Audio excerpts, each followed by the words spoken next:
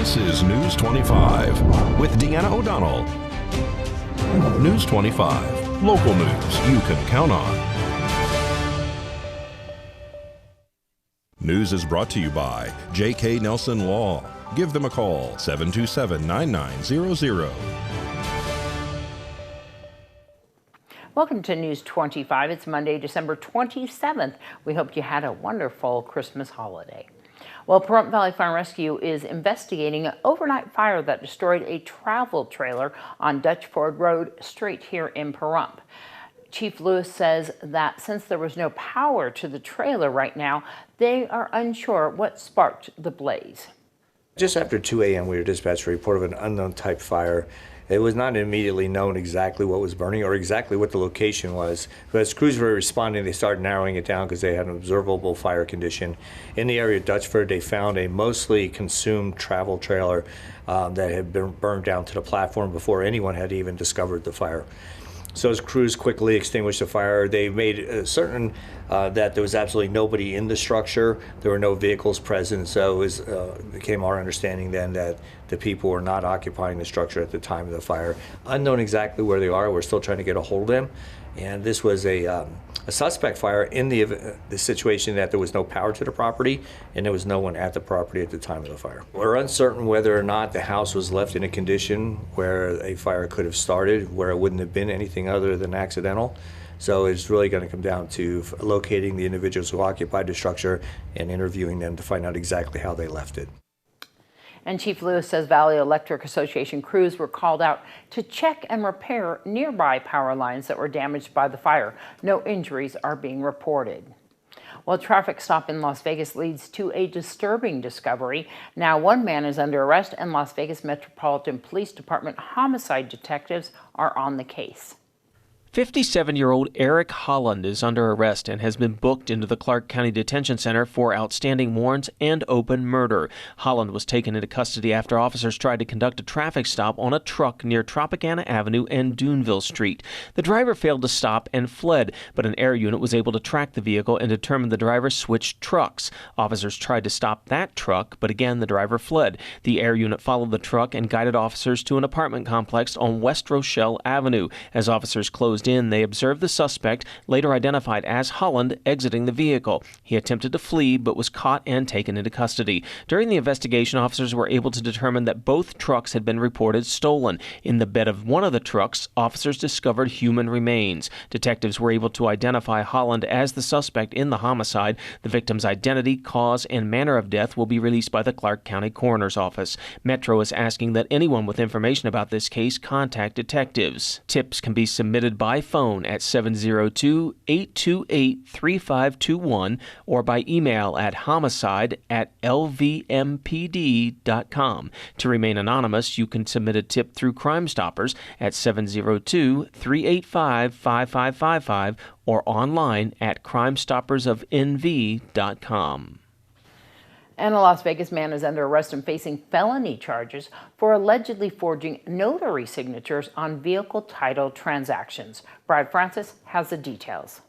44-year-old Andre Alonzo Chambers of North Las Vegas is under arrest and has been booked into the Clark County Detention Center on 5 counts of forgery, a Category D felony in Nevada. Officers with the Nevada Department of Motor Vehicles took Chambers into custody on a bench warrant issued by the Las Vegas Justice Court. Chambers is the owner of DMV ASAP of Las Vegas, a licensed document preparation service that submits vehicle registration transactions and title transfers on behalf of customers. Authorities say an audit by the DMV Central Services Division alerted the compliance enforcement officers of suspicious business transactions conducted by DMV ASAP using several limited power of attorney forms. The DMV says its investigation revealed that Chambers had allegedly forged the signatures of licensed notaries public as a way of expediting out-of-state title transfers for his customers who were unaware that their documents were being falsified. Compliance Enforcement Division Chief J.D. Decker says the DMV routinely reviews documentation submitted by third-party document preparers, emphasizing the integrity of transactions conducted on behalf of customers is paramount, whether they are processed internally by the DMV or by those advertising services for hire. If convicted, Chambers could face 1 to 4 years in prison, a fine of up to $5,000, and restitution on each charge. Thanks so much, Brad.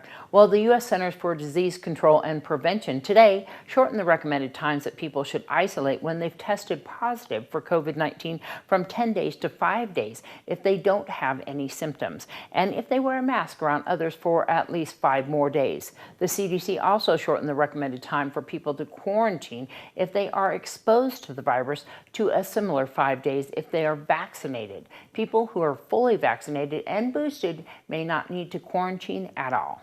News 25 will return right after this break. You're watching News 25, the most recognized and farthest reaching local news in Nye County. News 25, local news you can count on.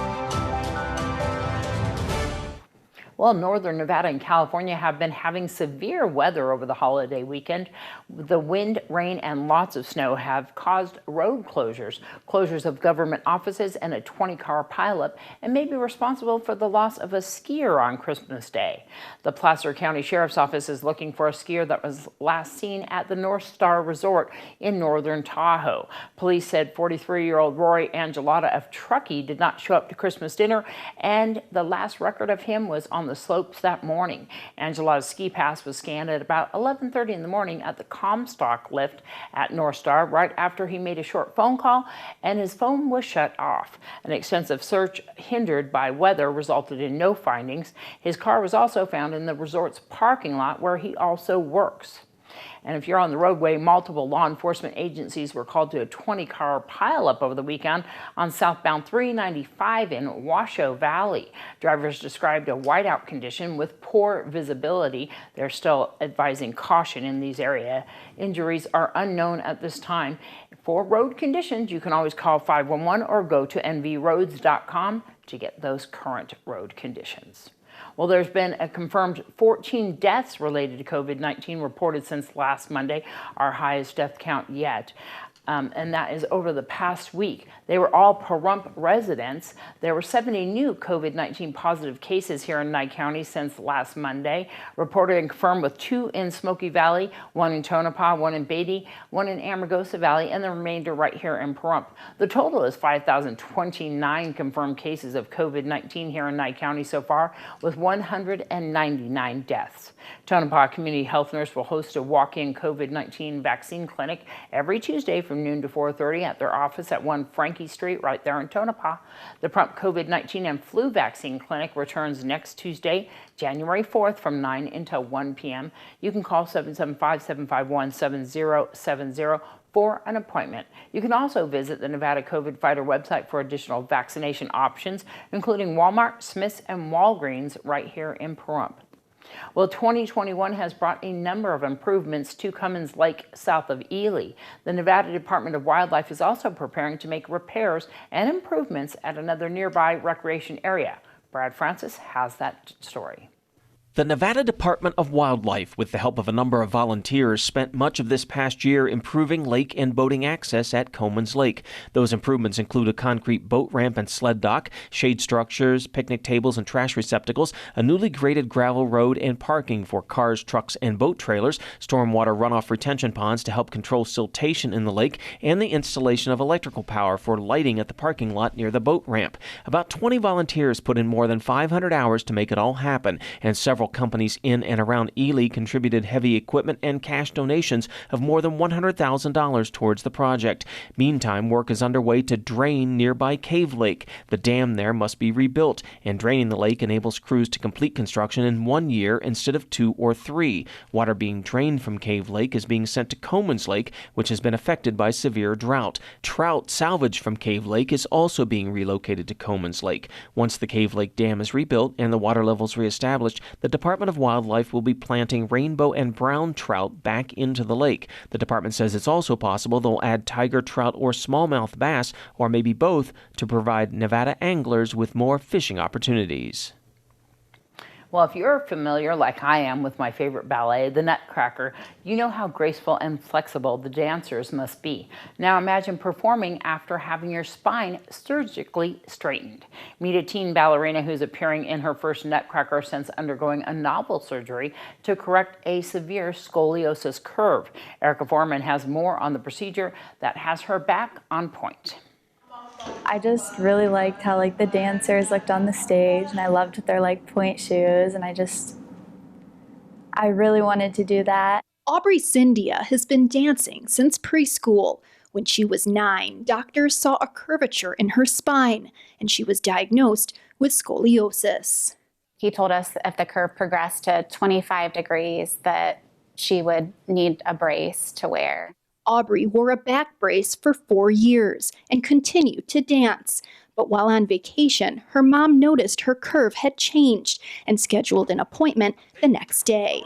He walked in and I could tell. I started crying and he said the curve had progressed significantly. When scoliosis worsens, spinal fusion surgery, where metal rods are inserted to reposition the spine, is considered the gold standard.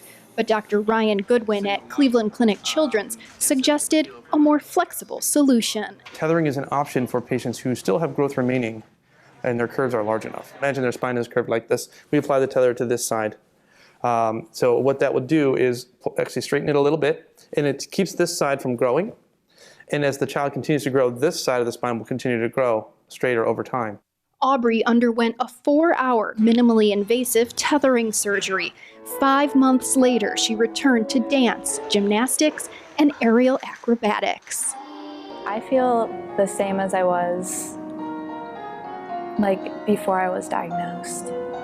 The surgeries made it so she can do whatever she wants. The future's bright for her now because of this. At Cleveland Clinic, I'm Erica Foreman.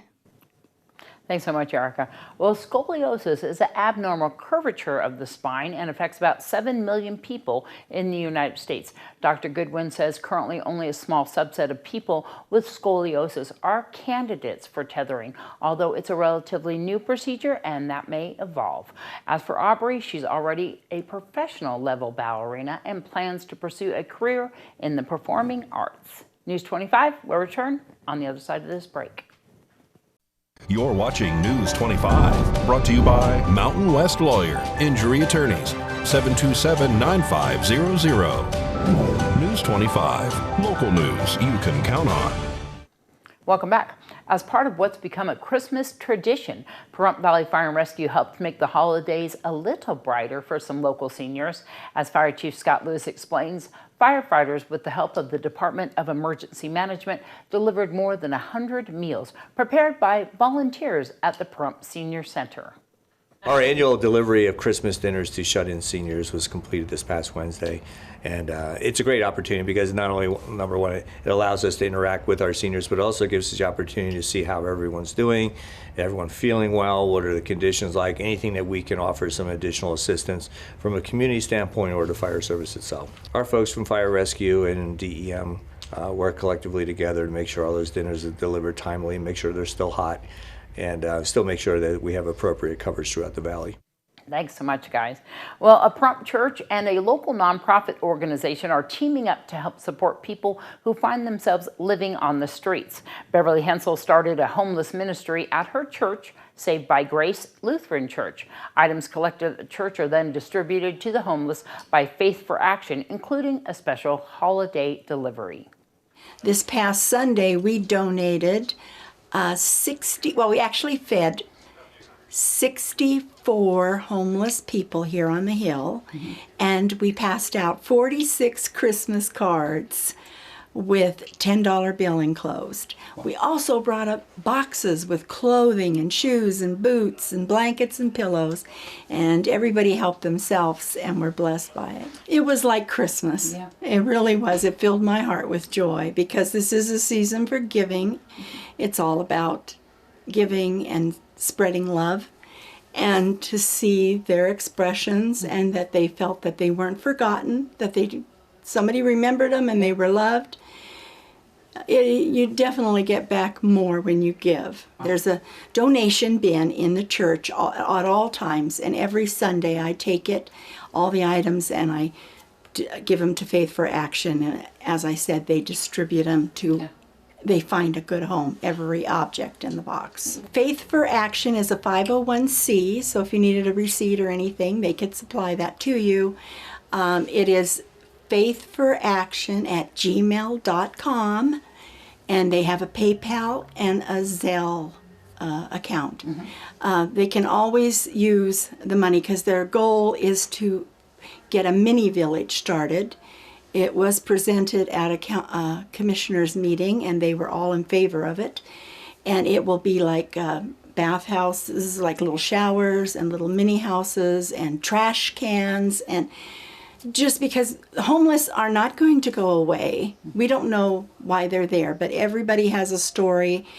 But, you know, we are to show compassion, and that's what the season is. If every day could be like Christmas, because there's always going to be homeless out there through no fault of their own at times. And if you'd like to help the homeless and needy right here in our community, you can learn more about Faith for Action and make a donation through their website, faithforaction.com. You can also drop off items at Saved by Grace Lutheran Church at 6341 Hawkins Way right here in Pahrump. And it's time once again to introduce you to a loving pet available from Desert Haven. Darby O'Donnell Westerman is in the cat room where she is hanging out with Blackie. Hi, I'm Darby here at Desert Haven Animal Society, and today we are joined with Blackie. Blackie is an incredibly affectionate 2-year-old male, super sweet little guy. He is a little shy, doesn't really want to come out of his cage too much, but once I actually got him in my arms and is holding him, he's giving me tons of cuddles. He loves to talk to people, and they say he's so friendly, but we're sure he will even be more friendly when he actually gets into his own home and his own little family, and he just wants to go and love on everybody.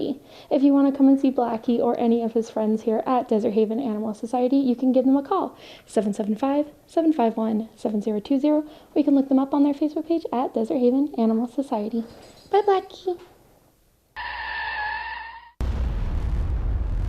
News 25 WeatherCam is brought to you by Lerner and Rowe Injury Attorney's Office in Pahrump. In a wreck, need a check? Call 702-877-1500. Well, it may be cold out there, but it sure is beautiful. Feeling sorry for the people up there in Northern California and Northern Nevada, but look at our skies. We'll find out more with our forecast after the break. News 25 weather is brought to you by Dairy Council of Nevada. The splash of cream in your coffee, the dollop of sour cream on your burrito, the melted toasty cheese on your pizza. Undeniably delicious, undeniably dairy. Enjoy what's real. Hi, good evening, Nevada. It's John Kohler from the KPVM Channel 25 Weather Studios. Lovely to see you on a Monday after Christmas. Feeling that Monday letdown blues after Christmas? I think we all are. And the weather's not really helping. I mean, look at this: Fernley, Fallon, Carson City, all stuck in the mid-30s. Goldfield and Tonopah, they're looking at you with envy. 28 degrees out in Tonopah. You're not living right at all. Goldfield, 31. What's going on? 45 out to Beatty. Okay, you've got the right attitude in Beatty, 45 degrees. Out in Amargosa and Las Vegas, they're tied at 53 degrees for highs today. Death Valley saw 60, not a lot there. 45 here in Pahrump currently. And we're heading down to low tonight of 31 degrees. Cloudy skies picking up. Might see some scattered showers out there on the horizon. I think that's what they're saying for this evening. 78% humidity. Yeah, that checks out. 4:36 p.m. the sun set, and it'll rise again in all its glory and promise for the hope of a new day at 6:54 tomorrow morning. Won't that be lovely? A high tomorrow, 42 degrees, a low of 29 as the winds gently buffet us out of the south to 5 miles per hour. Heading into the week with all that humidity, what do we got? Lots of clouds. Oh, look at this. Rain, rain, rain on Wednesday, Thursday, Friday. Not so wonderful, but look at Saturday, Sunday coming up. Beautiful clear skies, and those temperatures increasing from highs of 42 all the way up to 47 come Monday. It'll be all right. I think I stole that from Jimmy Buffett. Yeah, you could steal from better people, I guess, or worse. Here's back to the desk and Deanna. All right, and we will be keeping an eye, especially on the road traveling into Las Vegas on that Thursday night with that possible rain there, because overnight lows into Friday might get down there kind of low. So we'll keep posting on our local Pahrump Facebook page any updates going on with the road. Drive safe out there, and we'll see you back here tomorrow. I'm Deanna O'Donnell. Good night.